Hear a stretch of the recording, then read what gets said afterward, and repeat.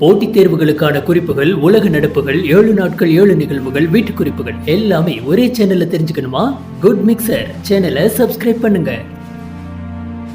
TNPL Tamil. வணக்கம் அண்ணா, என்ன ஆழ்ந்த யோசனையில் இருப்பது போல தெரிகிறது? நேற்று நகர்வலம் செல்லுகிற போது என்னுடைய சிறுவயது நண்பன் ஒருவனை சந்தித்தோம் இல்லையா, அதை பற்றித்தான் நினைத்துக் கொண்டிருக்கிறேன். ஆமாம் அண்ணா, அது ஒரு நெகிழ்ச்சியான நிகழ்ச்சி. ஆமாம் அமைச்சரே, அந்த பசுமையான சிறுவயது நிகழ்வுகளை எல்லாம் அப்படியே அசைவோட்டுக் கொண்டே இருக்கிறேன். அப்படியா? எங்கே ஏதாவது ஒரு பசுமையை சொல்லுங்கள். சிறுவயதில் அந்த ஏழை வீட்டு பிள்ளைக்கு மூட்டை மூட்டையாய் மிட்டாய் கொண்டு போய் தருவேன். அவன் ஆசையாசையாய் உண்ணுகிற அந்த அழகை ரசித்துக் கொண்டே இருப்பேன். அப்புறம் என்ன? அதன் தொடர்ச்சியும் சொல்லுங்கள் மன்னா. என்ன தொடர்ச்சி? அதற்கு கைமாறாகத்தான் 8ஆம் வகுப்பு முழாண்டு தேர்வில் அவர் எழுதிய விடைத்தாளை நீங்களும், நீங்கள் எழுதிய விடைத்தாளை அவரும் மாற்றிக்கொண்டீர்களாமே.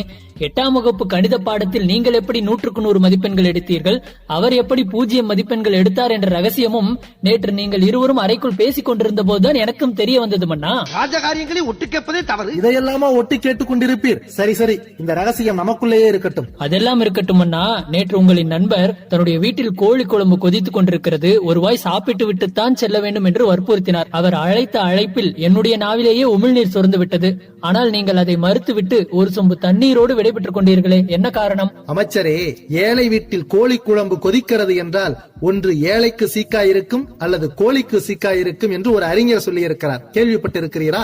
அதையெல்லாம் அறிஞர் சொல்லி இருக்கிறார், நீங்கள் என்ன சொல்லுகிறீர்கள்? அமைச்சரே, ஏழை வீட்டில் கோழி வளர்ப்பதே வியாபாரத்திற்காகத்தான். அந்த வீட்டில் கோழி குழம்பு கொதிக்கிறது என்றால் அந்த கோழிக்கு உடல்நிலை சரியில்லாமல் விற்பனை செய்ய முடியாத நிலைக்கு போயிருக்கும், அல்லது அந்த ஏழை மனிதனுக்கு உடல்நிலை சரியில்லாமல் வைத்தியத்துக்காக கோழியை உண்ண வேண்டிய சூழல் ஏற்பட்டிருக்கும். அவர்கள் என்றும் விருந்துக்காக கோழியை சமைப்பது இல்லை. மரியாதை நிமித்தமாக நேற்று அவர் நம்மை அழைத்தார். அவர் அவ்வளவு வற்புறுத்துகிறார் என்பதற்காக நாம் சென்று கை நனைத்திருந்தால் அவன் வீட்டு குழந்தைகளுக்கு கிடைக்கிற கோழி துண்டுகளில் துண்டு விழுந்திருக்கும். அந்த குழந்தைகளின் எதிர்பார்ப்பு ஏமாற்றம் அடைந்திருக்கும்.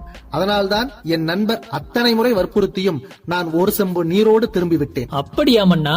ஆனாலும் ஏதோ ஒன்று உறுத்திக் கொண்டே இருக்கிறது. என்ன உறுத்துகிறது? இவ்வளவெல்லாம் நீங்கள் யோசிக்க மாட்டீர்கள். இவ்வளவு அறிவையும் எந்த அறைக்குள் இத்தனை நாள் பூட்டி வைத்திருந்தீர்கள்? ஓ, பால பாவம் சும்மா விடாது என்பதற்காகத்தானே கை நனைக்காமல் வந்து விட்டீர்கள்.